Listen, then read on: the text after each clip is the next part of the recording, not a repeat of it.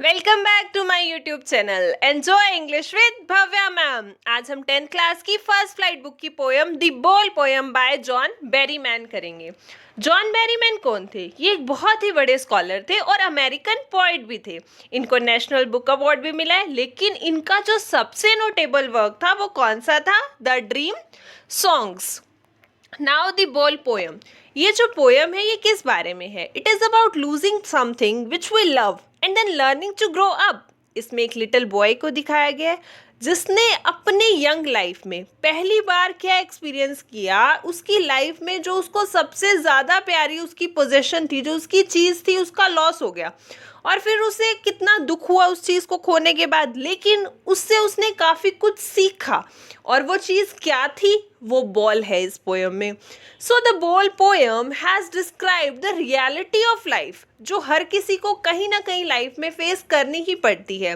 उसने एक ऐसे टॉपिक को चूज़ किया है बॉल पोयम में, और उस टॉपिक के थ्रू हमें ये भी सिखाया कि किस तरीके से हमें स्टैंड अप होना है अपनी लाइफ में। अगर ज़िंदगी में कभी भी कोई दुख आता है, कोई सोरो आता है, मतलब बॉल से उसने रिलेशनशिप्स को और भी सब चीज़ों को मेंशन किया। कोई भी चीज़ हो, कोई रिलेशनशिप हो, अगर हमसे कुछ छूट जाए, कुछ खो जाए, तो उस टाइम पर आपको कैसे स्टैंड अप होना है। Now let's start the poem. The bowl poem. What is the boy now who has lost his bowl? What is he to do? I saw it go, merrily bouncing down the street and then merrily over. There it in the water. ये कहते हैं कि अब जो poet है वो कहता है what is the boy now. अब ये जो बच्चा है ये क्या है? ये क्या करेगा? कौन सा बच्चा? Who has lost his ball? जिस बच्चे ने अपनी बॉल खो दी गया। What is he to do? क्या करेगा अब वो? I saw it go. I refers to poet here. Poet कहता है कि मैंने खुद ने देखा है बॉल को जाते हुए। कैसे जाते हुए? मैरिली बाउंसिंग, खुशी खुशी बाउंस करते हुए। अब खुशी खुशी तो इंसान बाउंस करते हैं ना, लेकिन इसने किसके लिए यूज़ किया है? बॉल के लिए यूज़ किया है। तो यहाँ पर कौन सा लिटरेरी डिवाइस है ये मैं आपको बाद में बताऊंगी। और बॉल कैसे जा रही है? मैरिली बाउंसिंग, खुशी खुशी बाउंस करती हुई, डाउन द स्ट्रीट, स्ट्रीट के नीचे, and then merrily over, there it is in the water. और फिर खुशी खुशी वो कहाँ चली गई? In the water. मतलब अब जो बच्चे की बॉल है, जो उसको बहुत ज़्यादा प्यारी है, वो कहाँ जा चुकी है? बाउंस करती हुई, स्ट्रीट से जाती हुई पानी के अंदर जा चुकी है। एंड पोएट इज थिंकिंग कि अब ये जो बच्चा है ये क्या करेगा? नो यूज टू से, oh, there are other balls. An ultimate shaking grief fixes the boy as he stands rigid, trembling, staring down all his young days into the harbor where his ball went. अब वो क्या कहते हैं कि no use to से, उसको ये कहने का कोई फ़ायदा नहीं है कि क्या देर आर अदर बॉल्स, और बॉल्स भी तो हैं, तो उससे खेल ले, उनके साथ खेल लो। ये कहने का कोई फ़ायदा नहीं है। क्यों? क्योंकि वो उसी पर्टिकुलर बॉल से काफ़ी ज़्यादा अटैच है, और वो इतना अटैच है, उसको इतना ज़्यादा दुख होता है जब वो बॉल पानी में गिर जाती है। क्या कहता है? एन अल्टीमेट, अल्टीमेट यानी बहुत ज़्यादा वो क्या हो जाता है? शेक हो जाता है, हिल जाता है। ग्रीफ होता है दुख होना, उससे दुख है, बहुत ज़्यादा दुख है, इतना दुख है कि फिक्सेस द बॉय, कि इस दुख ने उस बॉय को फिक्स कर दिया, यानी एक तरीके से फ्रीज कर दिया। उसको कंसोल करने का कोई फ़ायदा नहीं है कि अगर मैं उसको बोलूँ कि there are other balls also. As he stands rigid, trembling. अब वो बच्चा कैसे खड़ा है? बिल्कुल रिजिड खड़ा है। रिजिड यानी वो इतना शॉक है कि वो बिना किसी मूवमेंट में वहाँ चुपचाप खड़ा हुआ सिर्फ देखे जा रहा है कि मेरी बॉल पानी में गिर चुकी है। ट्रैम्बलिंग यानी कांपना, वो साथ साथ थोड़ा सा कांप भी रहा है। स्टेरिंग डाउन मतलब होता है घूरना, देखना। वो कॉन्टिन्यूसली उस बॉल की तरफ यानी उस पानी की तरफ देखे जा रहा है। All his young days into the harbour. अब वो कहता है, ध्यान से सुनना, हार्बर क्या होता है? आपने देखा होगा जहाँ से पानी शुरू होता है, जहाँ पर शिप्स को बांधा जाता है, दैट इज़ हार्बर। वो बोलता है कि मेरे सारे यंग डेज जो थे वो किस में चले गए? इस पानी के अंदर चले गए। वेयर हिज बॉल वेंट, जहाँ पर उसकी बॉल गिरी है। अब वो इस बात से क्या कहना चाह रहा है यंग डेज से? वो ये कहना चाहता है यंग डेज मतलब कि जब वो यंग था उसकी बहुत सारी स्वीट मेमोरीज थी। किसके साथ? बॉल के साथ। मे बी उसने बॉल के साथ खेला होगा, अपने फ्रेंड्स के साथ, कजन्स के साथ, भाई बहनों के साथ। तो वो जो उसको ऐसे लग रहा है कि ये मेरी बॉल ही सिर्फ पानी के अंदर नहीं गई है, लेकिन मेरे जो यंग डेज थे, मेरी जो मेमोरीज थी इसके साथ, वो सब चीज़ें कहाँ चली गई हैं? इस वाटर के अंदर।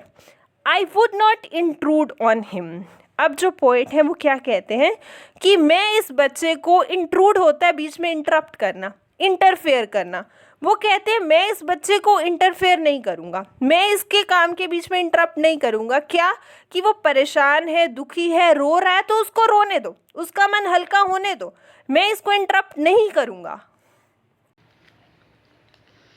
अ dime another ball is worthless. Dime क्या होता है? ये एक करेंसी होती है, कहाँ की? यूएसए की। इसमें क्या होता है कि 10 cents is equal to a single dime.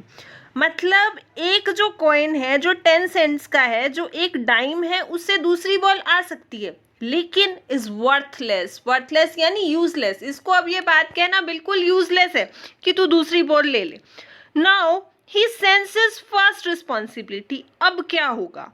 अब ये जो बच्चा है ये अपनी पहली रिस्पॉन्सिबिलिटी को फील करेगा। कहाँ पर? इन a world of possessions. Possessions क्या होता है कि मटेरियलिस्टिक थिंग्स, जो भी चीज़ आपसे बिलोंग करती है, your belongings, that is possessions. मतलब जो चीज़ आपको कंफर्ट दे, जो आपकी लग्जरी के लिए है, जो आपके अपने लिए है, दैट इज़ योर पोजेशन। अब ये जो बच्चा है अपनी पहली रिस्पॉन्सिबिलिटी को फील करेगा एक ऐसे वर्ल्ड में जो किससे भरा हुआ है? मटेरियलिस्टिक चीज़ों से भरा हुआ है। और वो क्या फील करेगा? वो ये फील करेगा कि how to take care of the things and how to deal with the things in the life. तो ये सारी चीज़ें वो सीखेगा, इसलिए वो उसको इंटरप्ट नहीं करता है। वो कहता है इसको रोने दो, अगर ये एक बार रोएगा तो ये सीखेगा भी, और ये अपनी पहली रिस्पॉन्सिबिलिटी को फील भी करेगा। उसकी पहली रिस्पॉन्सिबिलिटी क्या थी? उसकी बॉल। उसकी बॉल से उसे बहुत ज़्यादा प्यार था, वो खेल रहा था, वो पानी में गिर गई, लेकिन अगर वो ध्यान से खेलता तो वो नहीं गिरता ना, नहीं गिरती बॉल, तो कहीं ना कहीं वो रिस्पॉन्सिबिलिटी सीखेगा। That's why people will take balls, balls will be lost always little boy. अब वो उसको क्या कहते हैं कि जो लोग होते हैं वो आपसे बॉल ले सकते हैं, बॉल गुम भी हो सकती है।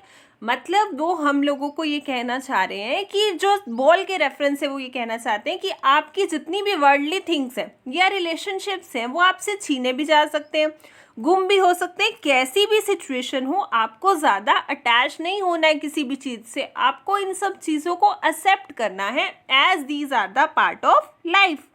And no one buys a ball back. मतलब कोई भी जो है बॉल को वापस नहीं खरीदता। Money is external. मनी क्या है? एक्सटर्नल है।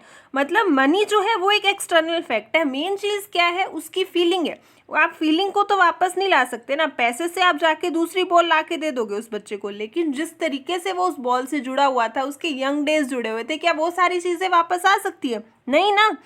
तो पोएट जो है वो चाहता है कि ये जो बच्चा है ये लॉस को बियर करना सीखे, लॉस के साथ बैलेंस बनाना सीखे। वो उसको मनी ऑफर नहीं करता है कि तू जाके दूसरी बॉल ले ले।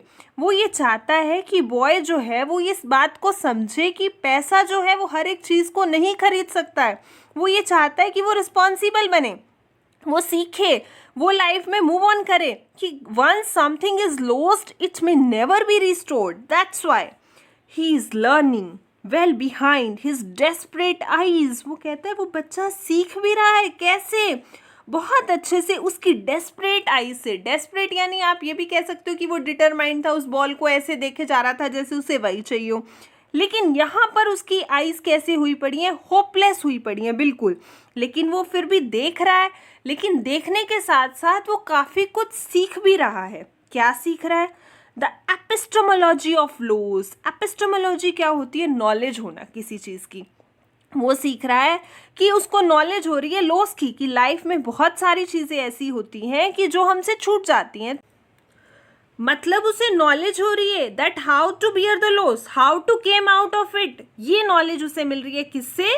लॉस से वो सीख रहा है। And how to stand up, loss होने के बाद कैसे खड़ा होना है। How to accept the sorrows, knowing what every man must one day know। वो कहता है ये जानते हैं हम कि हर एक पर्सन जो है ना एक दिन इस चीज़ को समझता ही है, इस चीज़ को जानता ही है। मतलब हर बंदे की लाइफ में ऐसी सिचुएशन कभी ना कभी आती ही है जब उसकी पोजेशंस, उसकी बिलोंगिंग्स उसे बहुत ज़्यादा प्यारी होती है, वो कहीं ना कहीं छूट जाती है, गुम हो जाती है।